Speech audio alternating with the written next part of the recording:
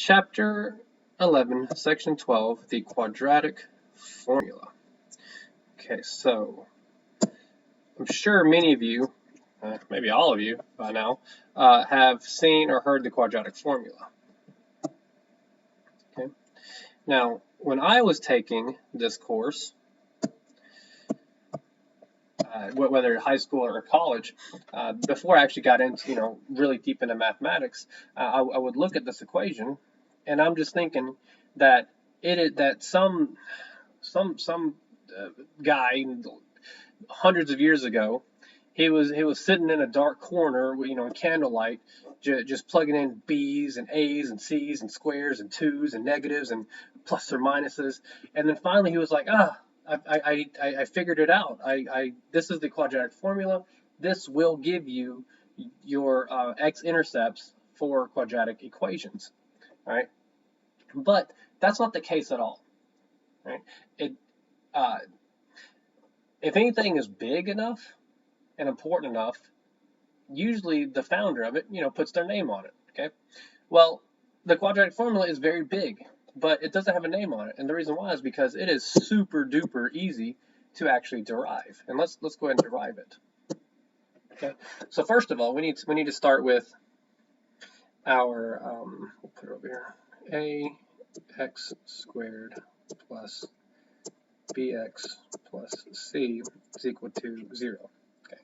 All right. So this is what a quadratic equation is, right? Quadratic equation is a second degree polynomial. All right, but here's what we're going to do. We're going to perform the completing the square on the quadratic formula. Okay, so hopefully you got enough. Hopefully you got enough practice completing the square on your homework, and so we're going to do it here. Okay, so instead of using numbers, though, we use these nice fancy letters. Right. So the first thing that we know we need to do is we know that we need to have a 1 in front of the x. Okay, right now it's an a. Okay, we don't know what the a could be 1. We don't know what the a is, so we're just going to take no chances. And what we're going to do is we're going to divide the entire problem by a. We're going to divide the entire thing by a. Okay, so this will be a over a. Well, that's just a. Sorry, that's just 1. So we're going to have x squared plus b over a times x plus c over a. And that's going to be equal to, well, 0 divided by a, that's just 0, so that's good. Okay. We're also going to go ahead and put the c over a, we're going to put that onto the right side, right? Because we're going to complete the square, so we want our variable x on the left side. So we're going to have x squared plus b over a times x, and that's going to be equal to a negative c over a. Okay. So now we can begin our completing the square process. So our completing the square process, if you recall, we have our 0th step, which is simply b over, not over a, b halves quantity squared. You can recall, you can just substitute in that b. Now divide by 2. Well, that's not a good 2 at all right here, is it? Step 2. And then step 3, we do the square, okay? So what is my b value? Well, my b value is right here. It's b over a, okay? Because again, it's the number in front of my variable raised to the first power. So it's b over a. So we're going to put a b over a up here, b over a. All right, and then we're going to do the arithmetic here. So what is b divided by a divided by 2? Well, if you recall, it's b divided by a divided by 2, which is simply going to be b divided by a times 1/2, right? So it's going to be b over 2a. Okay, and then b over 2a, excuse me, that's just going to be, if I square, it's going to be b squared over 2 squared is 4, a squared is a squared. Okay, so what we're going to do is we're going to make this now x squared plus b over a to the x power. We're going to add b squared. No, yeah, sorry. We're going to add b squared over 4a squared. That's going to be equal to a negative c over a. We're going to add b squared over 4a squared to the right side as well. Okay. And let's, really should have wrote smaller. I don't know why I did this to myself. All right, so let's put this up. So let's mark this off. And we're going to put this up here, starting up here. Okay, all right, so here we go. So that left side we know can factor into x, and then it's the yellow, remember? It's going to be x plus b over 2a, and that's going to be quantity squared. And that's going to be equal to the right side, which will be, I don't have enough room. Let me write that a little bit smaller.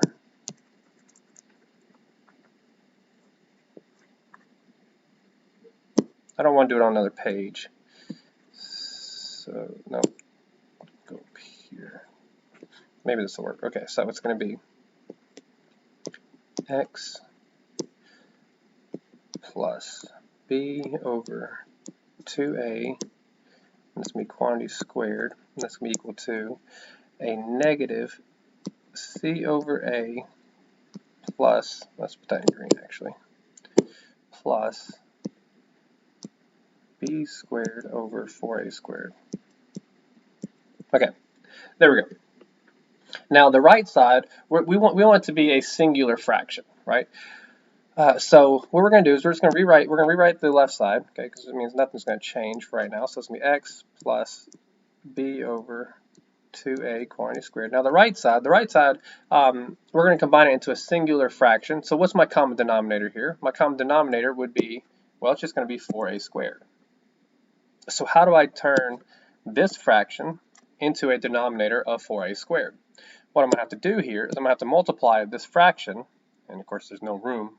I'm going to multiply this fraction by 4a over 4a. Okay, so hopefully you see that. I'm just multiplying the red times the blue. So if I multiply 4a times the numerator, it turns into 4ac. If I multiply 4a times the denominator, it turns into 4a squared. Okay, so we're going to have, it's going to be equal to negative 4ac over, well, that's actually negatives out front, negative 4ac over 4a squared, and then plus b squared over 4a squared. This is looking very ugly.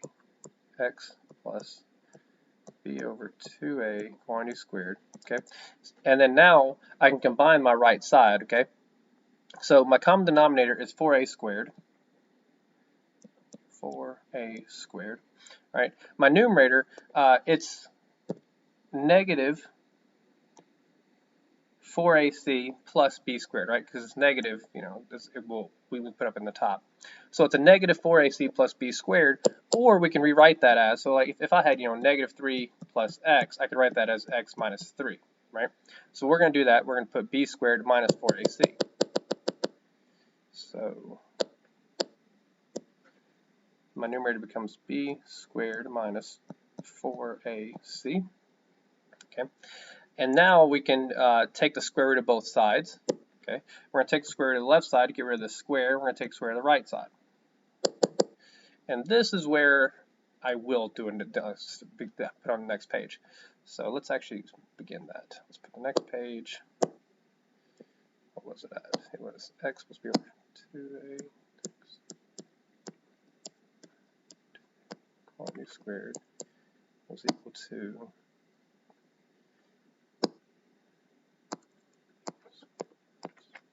AC all over 4a squared.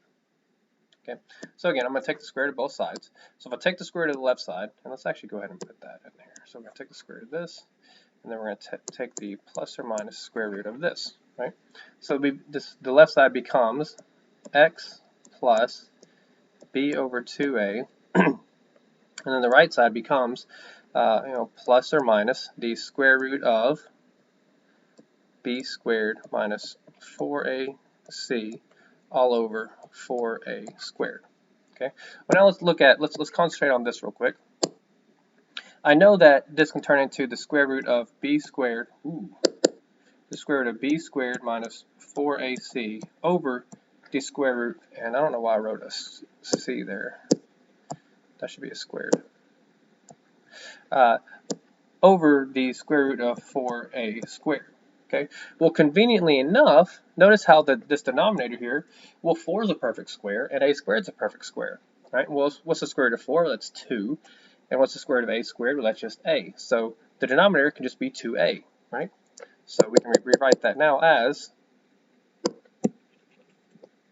of course, that's going to be equal to, I guess, plus or minus the square root of b squared minus 4ac all over, that denominator I said was 2a. Okay, and now what we're going to do is we're going to subtract this from both sides. So by doing that, we'll have x is equal to, and we're going to subtract it from both sides, so we'll be minus b over 2a, plus or minus the square root of b squared minus 4ac all over 2a. Well, hey, this is convenient. We have the same denominator here, so we can just go ahead and combine them, right? So by combining them, we now officially have negative b plus or minus the square root of b squared minus 4ac all over that common denominator of 2a. Okay, and, well, that's it. What we have in the green is my quadratic formula. So again, now this, you don't have to memorize this or anything like that. This is just showing you how the math works behind this. You don't, it wasn't some old guy sitting in a corner plugging in squares, a's, b's, pluses, minuses to figure it out. No, instead what they did was just simply take the quadratic equation, complete the square, and solve for x. And that's exactly what we did. We completed the square and we solved for x. Right? So, that was fun, wasn't it? So here we go. We're gonna put this on a new page because we're gonna follow along with it. Okay, because the quadratic formula, while I feel like it's pretty easy to memorize, I also have been doing this a very long time, so I'm not going to say that to you, but you need to memorize it. There's no other way around it. In fact, I heard there's a song attached to it, so if you can sing it, go for it. Actually, let's go ahead and, this is pretty good. Actually, all that's good. Let's go ahead and put all that in there.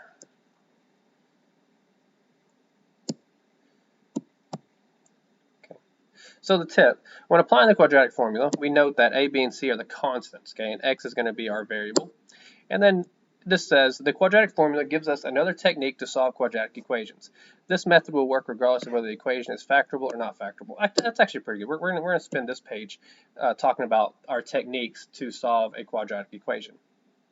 Okay, so the techniques to solve a quadratic equation, they are, number one, we will try to factor. Okay, I could probably fix up that C. No, I can't. It looks the exact same. There we go. Number one, we're going to try to factor. Okay, and this is my own personal rule here. If I cannot factor a quadratic equation within my head within 3 to 5 seconds, okay. Now, I feel like it should be your rule as well, because you can factor things in your head, very simple ones, factor things in your head very quickly, all right? Or you could at least be like, okay, well, I know it's factorable, and then proceed into factoring, okay?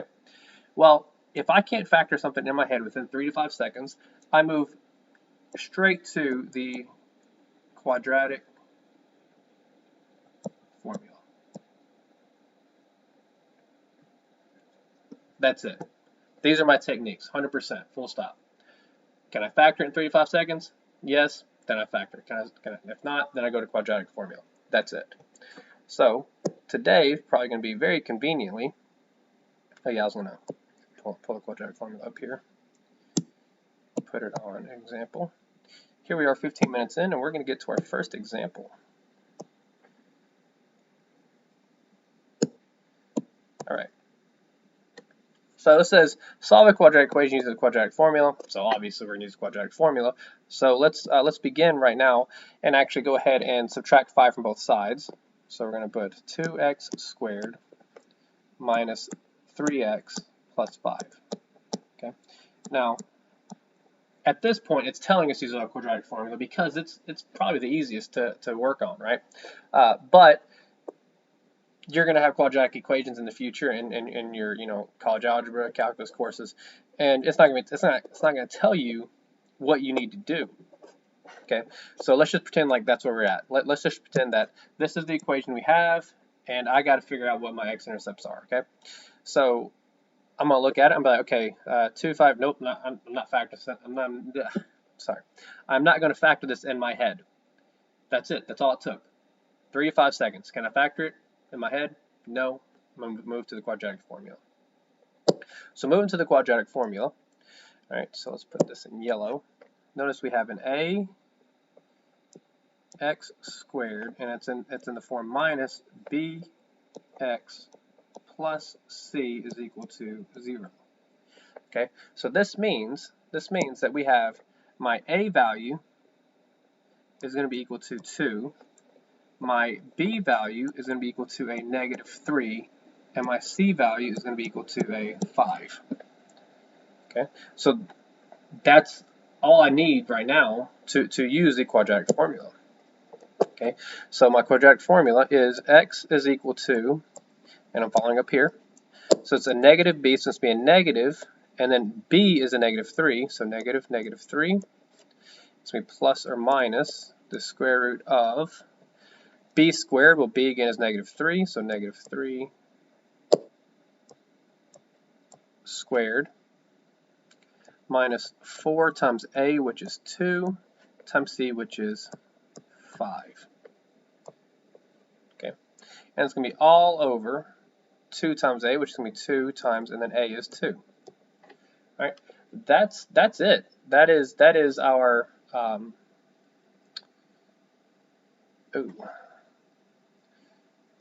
that is our plug and chug, and I made just a minor error here. Okay, since I subtracted 5 from both sides, that should be a minus. Sorry about that.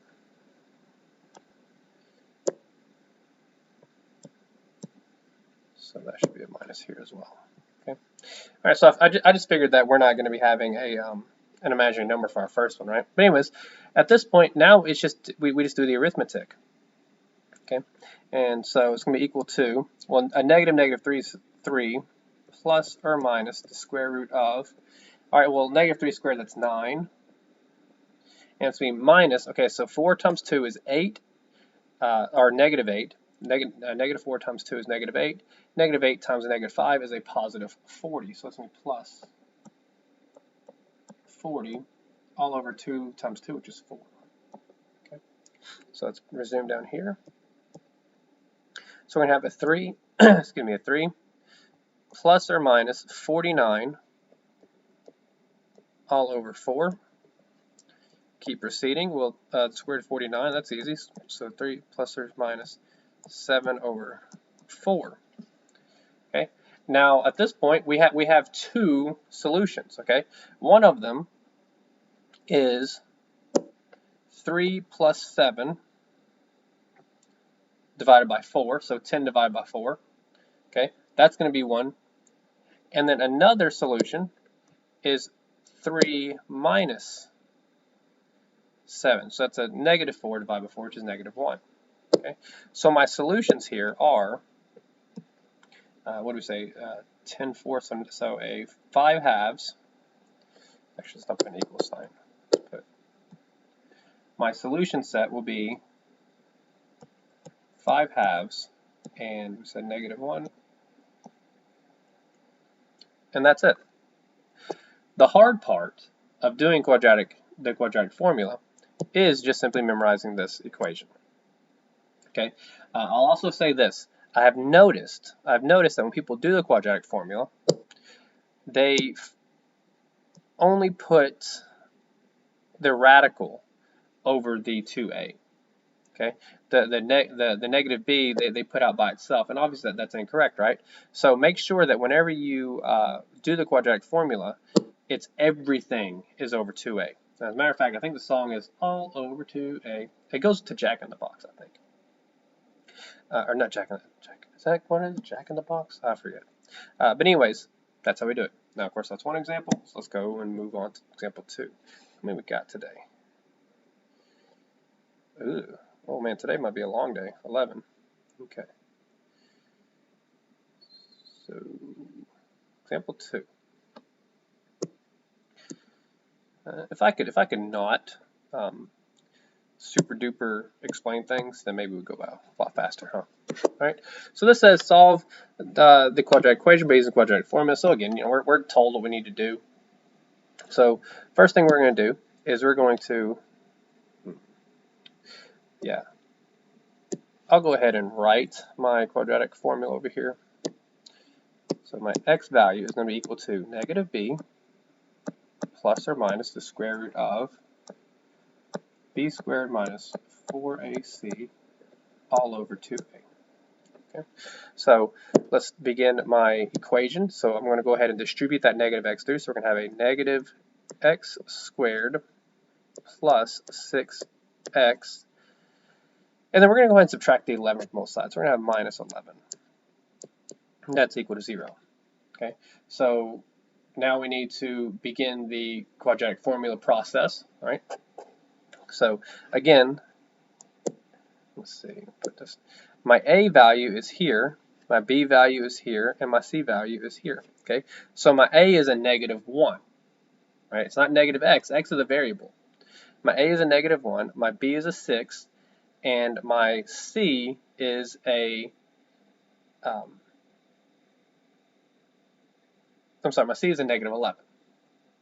Okay, so let's begin.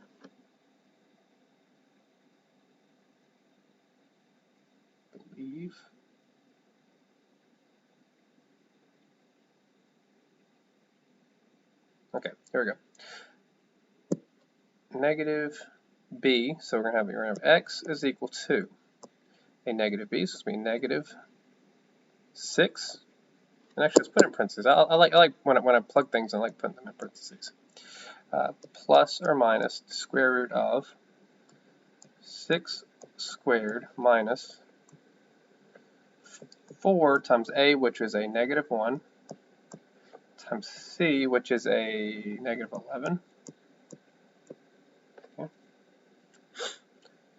And that's all over 2a, so it's going to be 2 over a, which was negative 1. Okay. And then we proceed to just flesh this out. We got a negative 6 plus or minus the square root of. We're going to have a 36 minus. All right, so well, this is actually terrible. So a negative 4 times a negative 11, that's going to be a positive 44.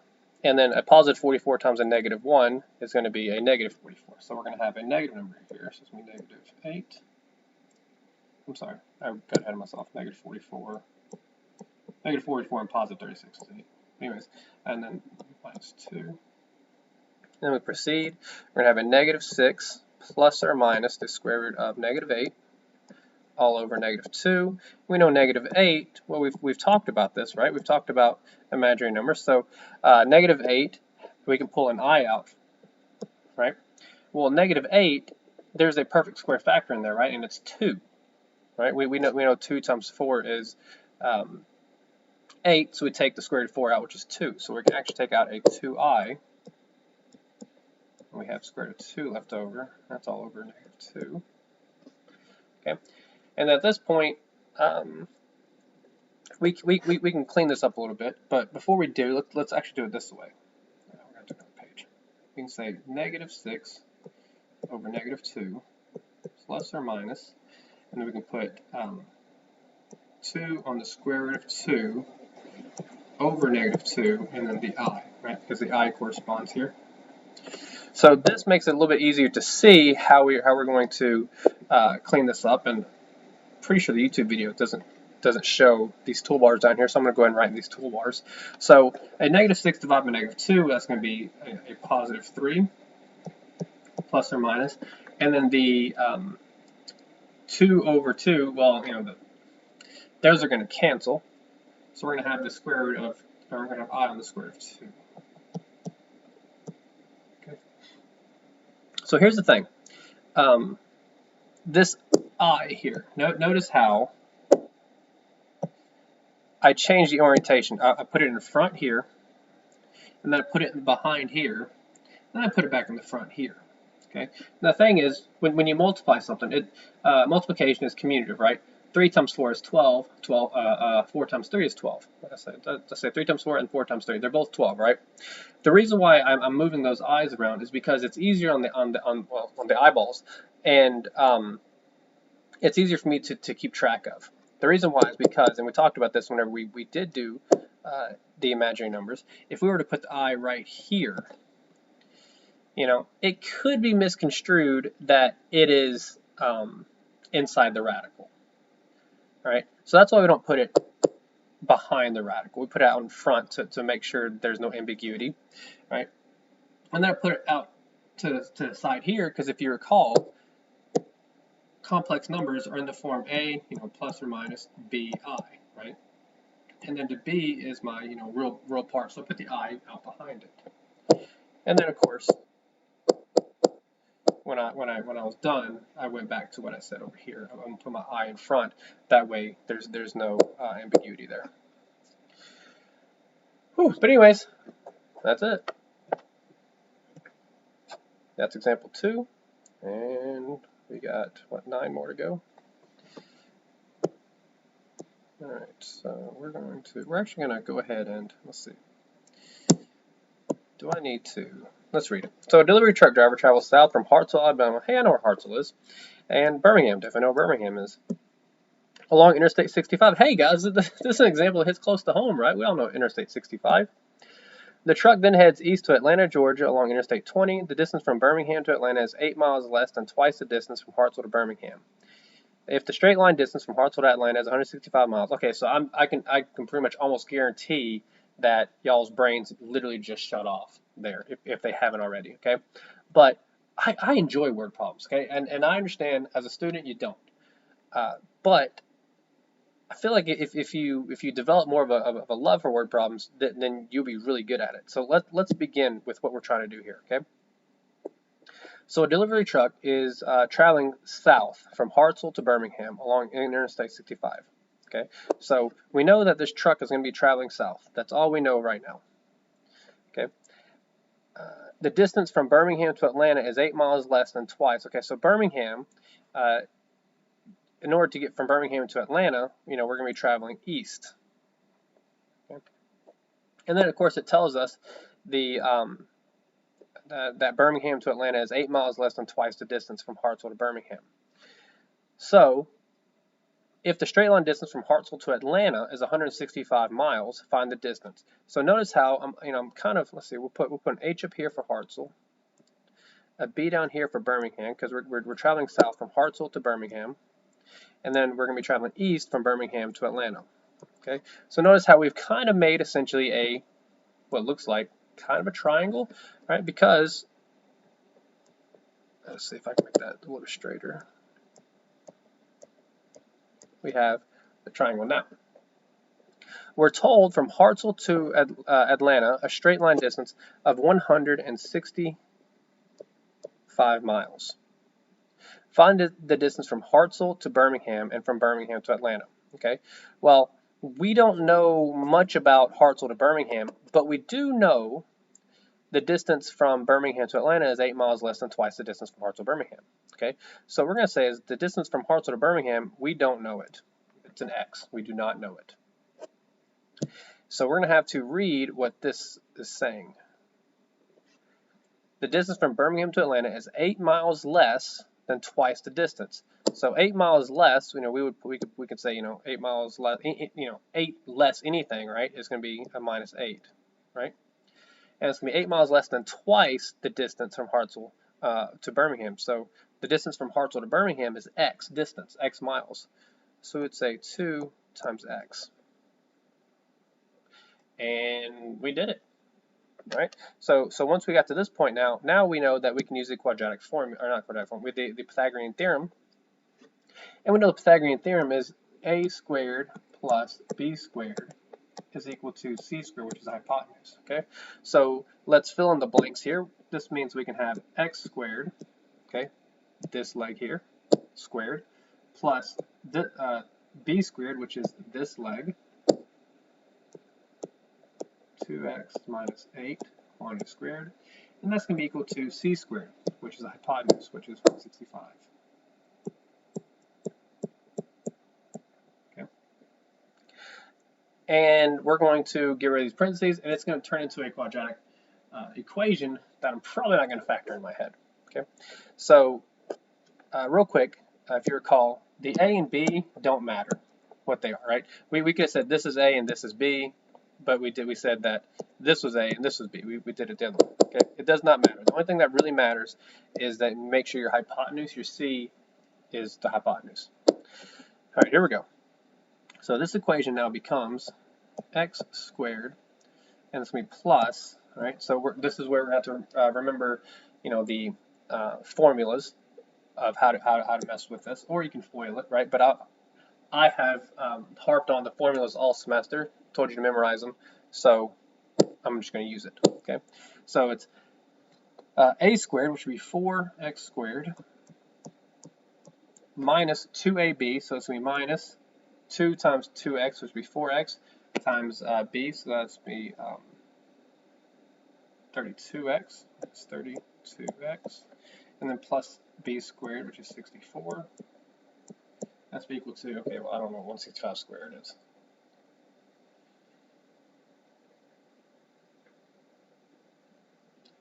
Ooh, 27,225. Okay. So now we're gonna fix this up. We have the x squareds. You know, they combined into a 5x squared, and then we have a minus 32x, and it looks like we're going to be subtracting 27,225 from 64. So 64 minus 27225, this will be negative 27,161. So again, I'm not factoring this in my head. I can tell you right now, I don't even need 3 seconds. I don't even need half a second. I'm not factoring this in my head. So I'm going to go straight to the quadratic formula. Let's put the quadratic formula in yellow here. So we have x is equal to a negative b, so it's going to be a negative 32 plus or minus b squared. So it's going to be, do I even need it that long? Yeah, I do. Okay, so it's going to be negative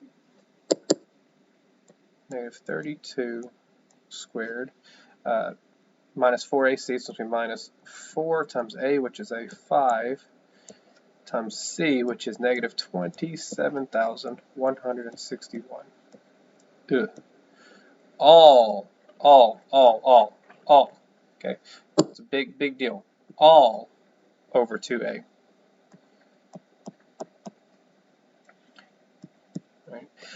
Okay, so I'm just going to put this, you know, it's going to be 32 plus or minus the square root of. I'm just going to put this on the calculator. Okay, so here we go. It's going to be a negative 32 quantity squared. That's going to be minus 4 times 5 times negative 27161. Good grief, this is huge too. So it's going to be 544,244 all over 10. Wow. Okay. Well, what is the square root of 544,244? It is 737. Okay. There might be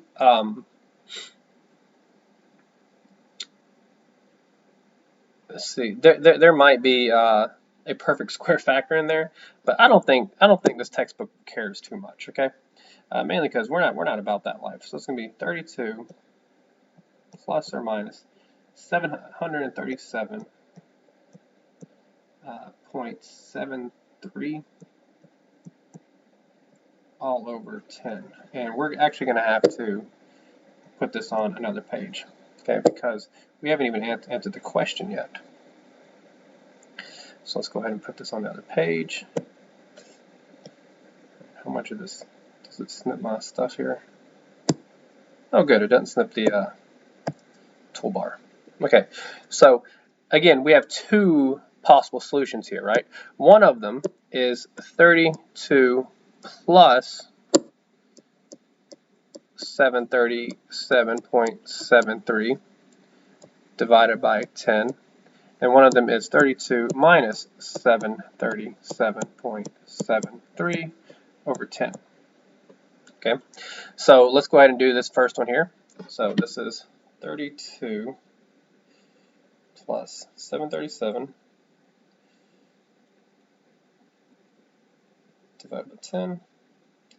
So it's going to be 76.9. So 76.9. And the next one is 32 minus, which is going to be a negative 70.5. Okay. So what does this tell us?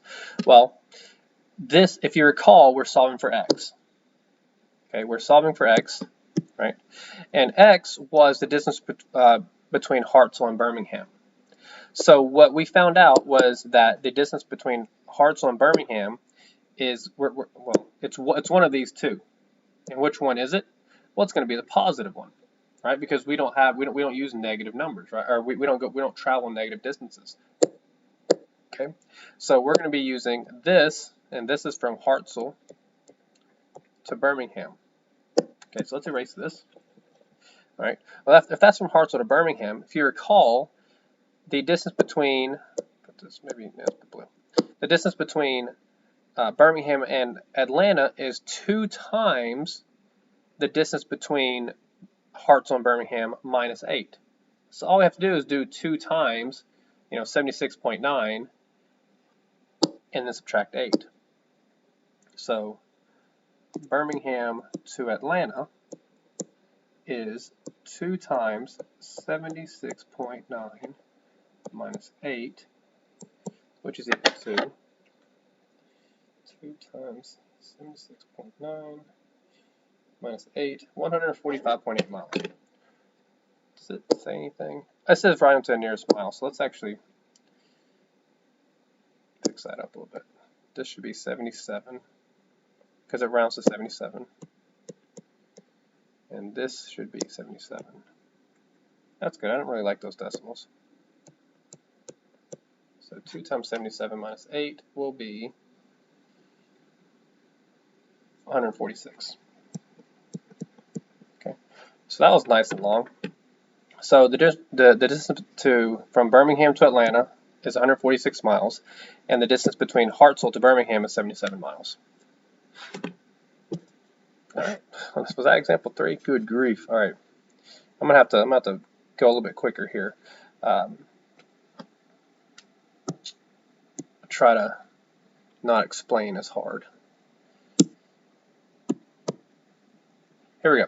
So a model rocket is launched straight upward from the side of a cliff from the side of a 144-foot cliff.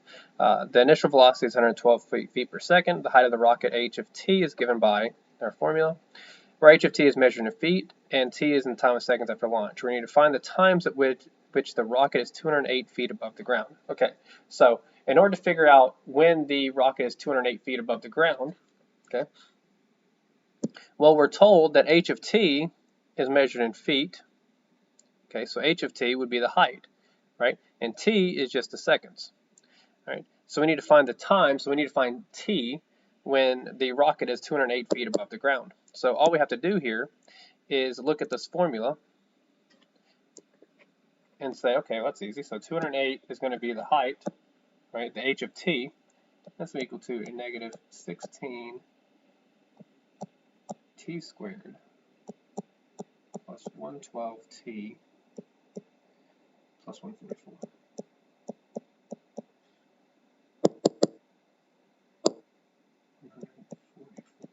Okay, and then we're going to subtract 208 from both sides. So in order to do that, we're going to, well, let's just put everything to the left side here, right? We're going to do negative 16t squared plus 112. No, I think that's confusing. We're going to put everything on the right side real quick, and then I'll do the thing on the left, okay? So this is going to be 0 is equal to negative 16t squared plus 112t. And if we subtract 208 from 144, it's 56, so 64, so minus 64. Okay, so what I was going to do, and maybe where I jumped the gun a little bit, was I'm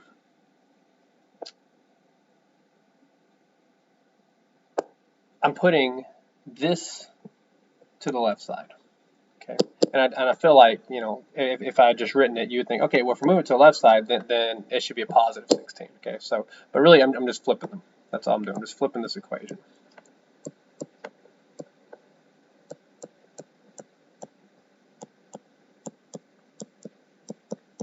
Okay. Well, quadratic formula, Tom. All right. I mean, I'm definitely not factoring that in my head. We just have to use the quadratic formula. And so let's proceed. Let's put it in yellow. So it's going to be x is equal to, well, negative b, which is 112, plus or minus the square root of b squared, which is 112 squared, minus 4 times a times c, which is minus 4 times a, which is negative 16, times c, which is a negative 64, all over 2 times a, which is 2 times a negative 16. Right. And again, I'm just going to just slap this into my calculator. So we're going to have a negative 112. Well, that's actually, let's put that there. We're going to have a negative 112. We're going to have plus or minus. Let's go ahead and put the square root of 112 squared minus 4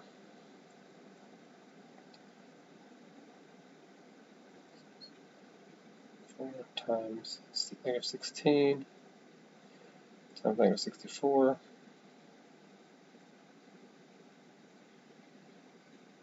and that's the square root, or 16 on the square root of 33, which is about 91.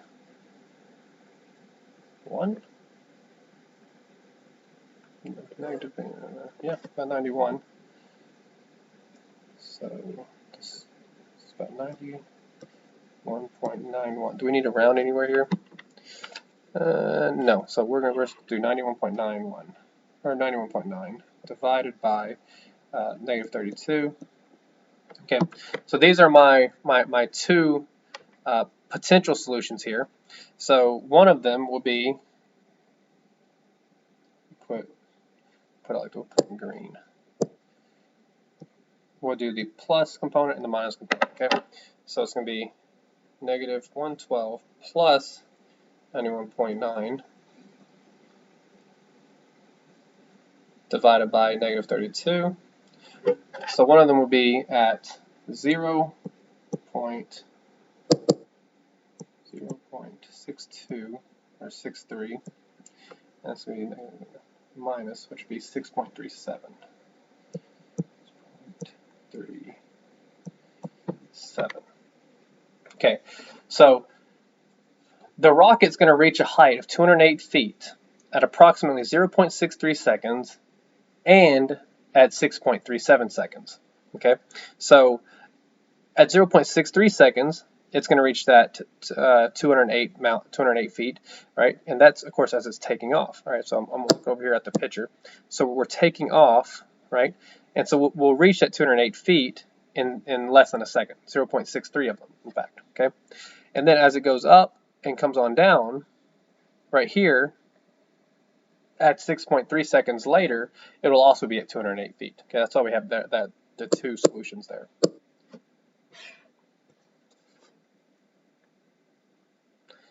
Okay, oh, I forgot about the discriminant. Okay, so the discriminant.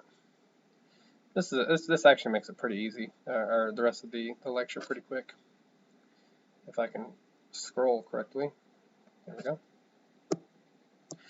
Now, I'm just going to be 100% honest with you.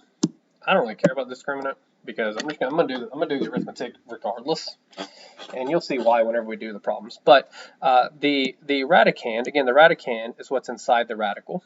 The radicand, b squared minus 4ac. This is called the discriminant. Okay. Now we can pretty much come up with exactly what's going to happen here. So I'm just going to mark these out. That's actually horrible. Now we'll do this. Mark that out, and we'll mark this out. Okay. So let's just figure this out on our own here. All right. Consider the equation. I'm looking here. Consider the equation where a, b, and c that are up. The expression b squared minus 4ac is called the discriminant. Furthermore, okay. Now, if the discriminant, look here, I kind of got into the 0. There we go.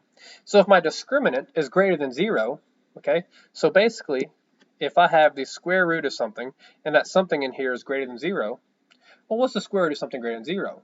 Well, it means it's going to be a nice, positive number, right? And of course, we have the plus or minus in front of it. So if we have plus or minus some number that's greater than 0, then that tells me that's going to be 2 possible solutions. And we've seen that a lot throughout the lecture, right? 2 possible solutions in pretty much all of these. As a matter of fact, if I recall, it's every single one of them. We have 2 possible solutions.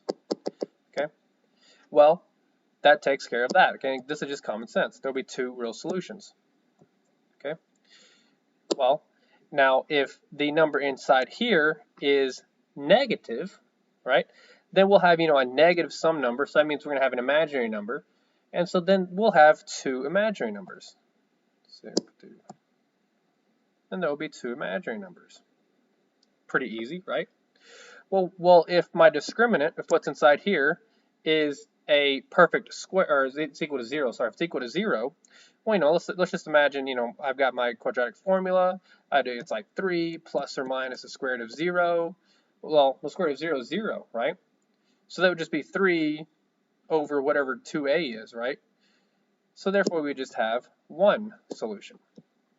So here, we're just, using common sense with the discriminant. And I said before, I don't really care for the discriminant because I'm going to do the arithmetic anyways.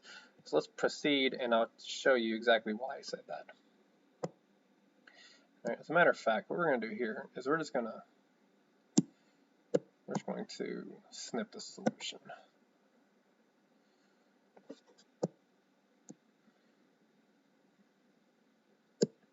Okay, so this reads, use the discriminant to determine the type and number of solutions for each equation. So all we're doing is we're just doing the b squared minus 4ac, okay, which again is just simply the part inside my quadratic formula, b squared minus 4ac. Okay, so we take the b squared minus 4ac of each of these problems, right? And again, looking at a, the b is a -5, the a is a 2, and the c is a 9. Once I do that, I just do b squared minus 4ac. We proceed over here. I have a solution of -47. So this tells me that when I solve for the problem, I'm going to have 2 imaginary solutions. All right, and this is why I say I don't really care for the discriminant, because whether I have 2 imaginary solutions, 2 real solutions, whatever, it doesn't matter to me because I'm going to do the problem anyways. All right. So as we proceed, b, we end up with a positive 25. So this tells me I'm going to have two solutions, and so forth. Okay. Well, d actually, if I do the b squared minus 4ac, I get a 0. So this tells me I'm just having 1 solution. So I know I just hand waved through example 5, mainly because example 5 is just doing, plug and chug, but it's a very easy plug and chug. Plug and chug is just simply, you plug into b squared minus 4ac. Okay. Let's proceed into hopefully what I think is what I'm about to talk about. Here's exactly what I'm talking about. Here we go. So example 6, and before I begin with example 6, let's see what they're talking about with their graphs. Actually, no, I know for a fact that is something I need to talk about.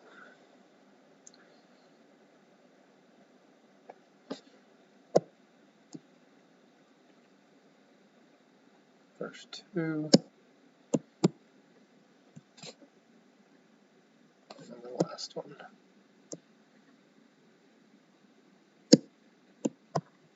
Okay, so the graphs of them. If I have a discriminant and I have two solutions, then I'm going to have two x-intercepts. If my discriminant gives me two imaginary solutions, then I'm not going to have any x-intercepts. Okay, but if I have a discriminant that gives me one solution, then I have one x-intercept. Okay, so the quadratic formula is basically what it's doing is, you know, if you recall, we have been writing x equals 2, so we're basically finding the x-intercepts. Okay, so we're either going to have one x-intercept, two x-intercepts, or no x-intercepts. Okay, this is what this is saying. So now let's proceed to the actual problem. And this is why I feel like discriminant's a waste of time. Okay, so this reads, find the discriminant, or A rather, looking at here, A. Find the discriminant and use it to determine if there are any x-intercepts. Now, here's the thing. I'm going to find the x-intercepts anyways, okay? Whether they exist or not, I'm going to do the quadratic formula because, you know, B reads find the x-intercepts if they exist. Now, I guess it saves me a little bit of time from doing the quadratic formula, but I mean, if for instance there is no x-intercept, then it saves me a little bit of time. But if there are x-intercepts, I might as well just proceed anyways, right? But for the sake of this, we're going to go ahead and do A. So again, it's b squared minus 4ac. So b squared, so negative 3 quantity squared minus 4 times a, which is 1, times c, which is also 1. So we've got 9 minus 4, so we have 5. Okay, so we have, it's greater than 0, so therefore we're going to have two real solutions. We're going to have two x-intercepts. All right. And if you could see my face right now, and I'm thinking, okay, I'm so glad we did that. Now we have to do the quadratic formula to figure out what those x-intercepts are. So we really, I don't know, maybe I'll stop talking about it. So let's go ahead and find the x-intercepts. So it's going to be negative b, negative, and then b, which is negative 3, plus or minus the square root of negative b squared, or I'm sorry, b squared, so it's going to be negative 3 quantity squared minus 4 times a, which is 1, times c, which is also 1. Well, actually, I guess to be fair, I already figured out what that discriminant, or what that is, right? So it's going to be all over 2a, so it's going to be all over 2 times 1. Okay, well, negative 3 is 3, and then plus or minus. Well, we already figured out what that discriminant was. We figured out that it was a square root of, or that inside here, these numbers make a 5, so we can simply write plus or minus the square root of 5. All over 2. So again, this is two solutions. One is 3 plus, one is 3 minus. So we'll go and write that. So 3 plus the square root, 3 plus the square root of 5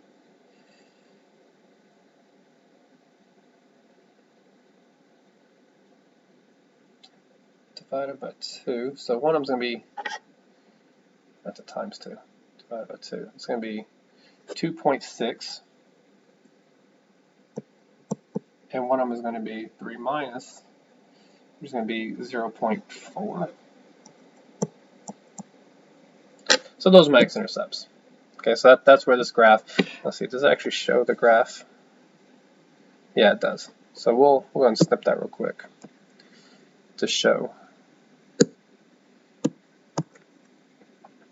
Alright, well that's the x-intercepts, and notice here that we do indeed have x-intercepts at about 2.6 and at about 0.4. Okay, well C reads find the y-intercepts, and I've got wonderful news for you. So wonderful.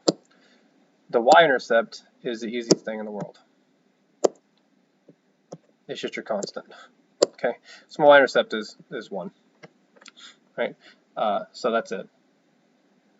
Or, I mean, it's more promptly written 0, 1, right? Because that's my y-intercept. Same for my x-intercepts. I guess I can probably do that. No. right? Example 6. Oops, we had 11. Oh my.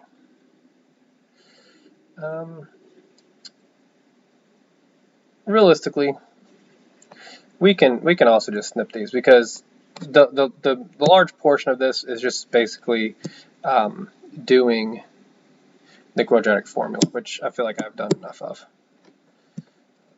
It's a plug and chug. Okay, so same thing as the previous one, except for this time the discriminant. Whenever we get the discriminant, it's a negative number. So this is going to tell me that we don't have any. This is going to tell me that I don't have any x-intercepts. So therefore, I don't have to do the quadratic formula for B. And then C, as I said, the y-intercept is just a constant, which is 2.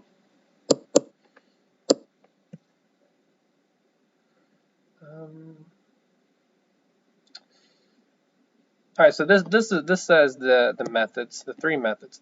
I said I do 2. If you recall, if we go back, these are my 2 methods. Can I factor it? Yes or no? In my head. If I can't, then I go to the quadratic formula. Okay. Now, yes, there is another method, which is the square root method, but we don't care about that. We're not going to do that. You're more than welcome to, but we're not going to, right? Because I don't have time to do square roots. I'd rather just jump straight to the quadratic formula. I don't have to deal with roots, and I can get straight to the solution without messing with it any further.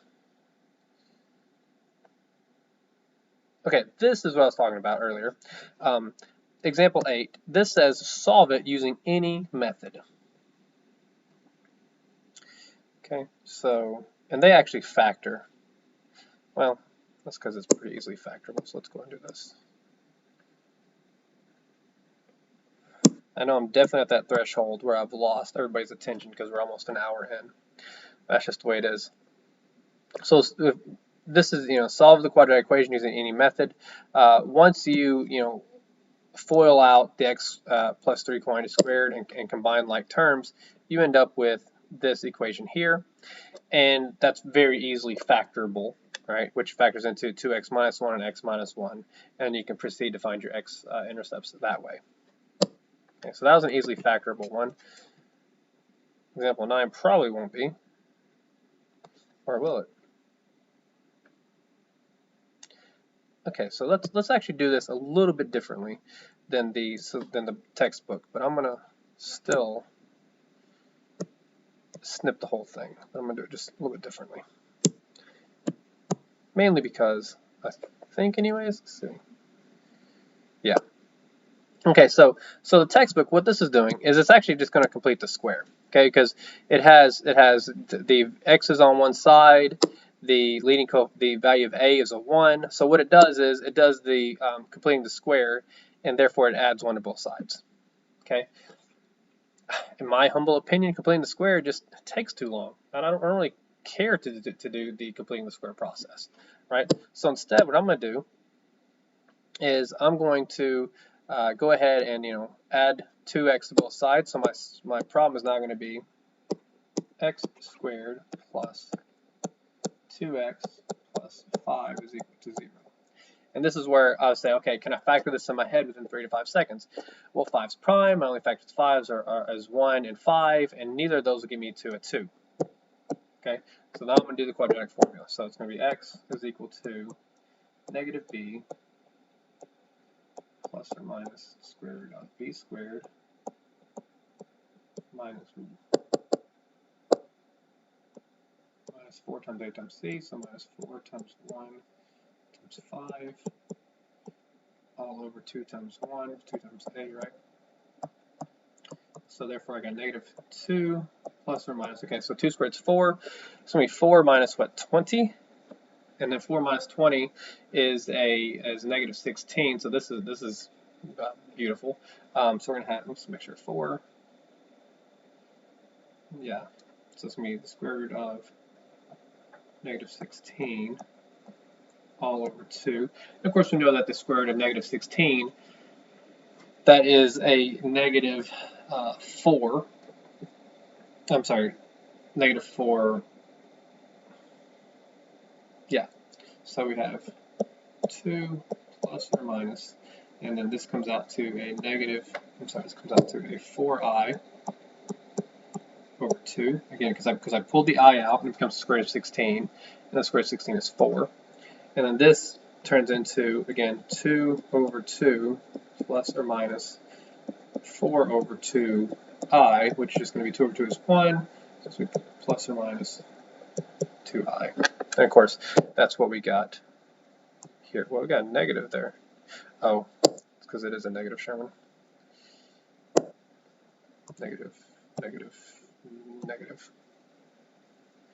and negative. Yep, sorry about that. Got a little too fast for myself. But anyways, just a quick recap.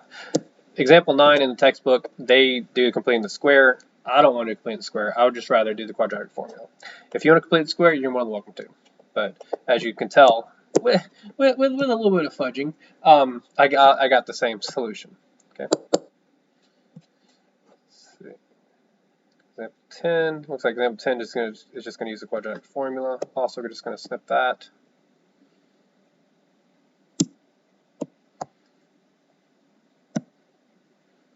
At this point, it's just repetitive plug and chug, that's it.